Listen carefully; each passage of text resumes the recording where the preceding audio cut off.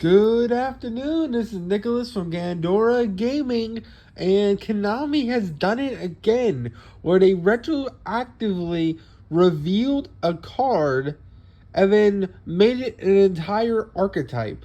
They've done this to us, I believe, 3 times now, with Snake Eyes being the third time they've done this. So, if you don't know, Konami has retroactively gone back to older cards that we just thought were like interesting and then made them archetypes. So, for example, the Novellis fusion monster that's not a Novellis monster, it's like a Centafleur, whatever the fuck fusion it is.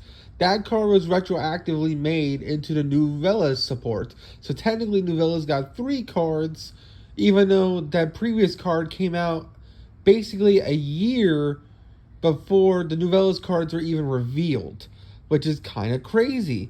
The second time they did this was with the Visa Starfrost stuff. So Clear New World, I forgot what set that came out. I think it came out like Brothers of Legend or something.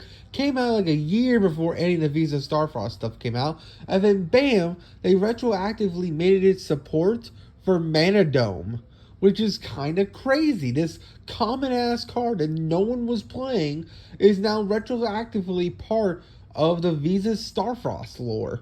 And now they've done it a third time now, where they revealed a new Snake Eye card as a going second normal spell, revealed literally like 2 months ago. And everyone was talking about it like, okay, this is an interesting normal spell. It doesn't seem too powerful, but it's interesting. And then bam, Konami releases a brand new archetype centered around the gimmick of that normal spell, which is kind of crazy. Konami, you're up on your game. We gotta pay attention to every new card you reveal, because that new card 6 months to a year down the line could be retroactively part of an entire archetype's game mechanic, which is kind of insane. And these new Snake Eye cards, even though they're pyro monsters, are kind of insane. Like, this whole archetype is stupid. Like, every card is either a Rhoda or like tribute itself in another card to special summon a Snake Eye, or not a Snake Eye, from the deck, which is kind of insane. Like 3 out of your 4 monsters are literally Lone Fire Blossoms in a way. That's kind of insane. Not to mention, all the other cards around the deck are kind of cool. The big boss monster, the Snake Dude, not only puts a monster in your opponent's field into the spell and trap zone, but on your opponent's turn does it again and puts it into your spell and trap zone. And now we have a normal spell card that's searchable that can literally put opponent's monsters into the spell and trap zone. So this deck is kind of crazy. It's kind of like Valon's, where Valon's whole gimmick was that they had 2 field spells. They give one to your opponent, give one to you, and when they move the Valon's monsters across the board, they would push monsters that enter their zones into the spell and trap zone. This is like a better version of that deck, where instead of you having to not only have both field spells on the field and you having to move your monsters across zones, instead this deck is literally cool. I'm gonna put your monsters into the spell and trap zone, which is great removal, by the way. What the hell is Mirror J gonna do in the freaking back row? Nothing. He's just gonna sit there and look pretty, which is phenomenal. That is one of the best removals that has ever been introduced in this game. And it's very meta relevant. The fact that you can just put monsters into the spell and trap zones is kind of insane. And there's overall a really, really interesting and cool effects. Not to mention, there's spells and traps not only allow you to special summon them to your opponent's spells and trap zones, but you can also put them into your spells and trap zones to then later special summon them onto your field to then have free interruptions. That's kind of ridiculous. Not only can you put your own monsters in the spell and trap zone to then special summon them later, but you can also put your opponent's monsters into your spells and trap zone and then special summon them. It's a really, really cool mechanic, and I really, really enjoy it. Not to mention the new treasure archetype, what is this called? The perilous treasure, like the deadly treasure, whatever his archetype is, works very well with this deck.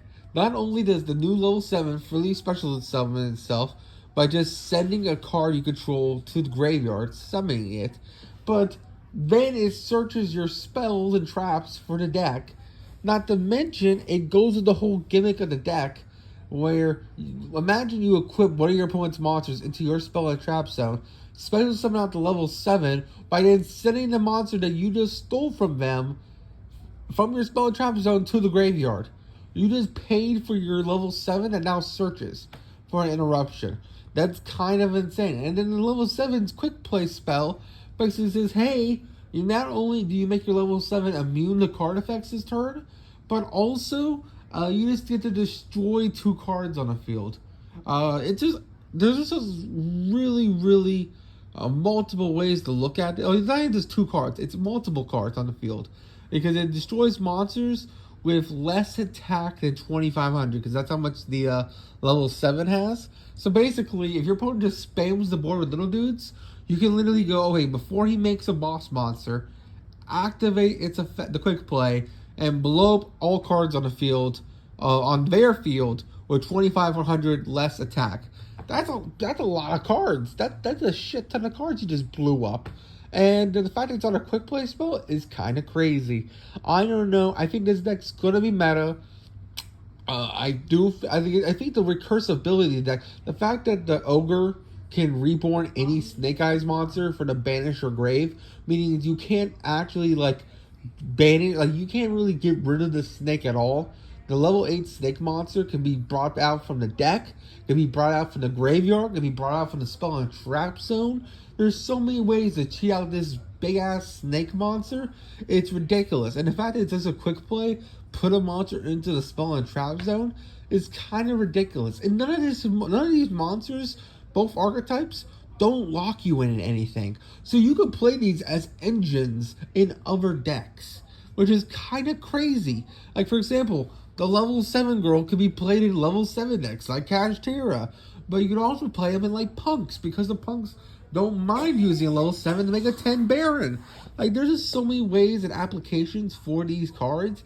It's kind of ridiculous, and I want to see someone break them. I think these cards have huge potential, and they're definitely the highest things I'm looking forward to once this new set comes out, Age of Overlords.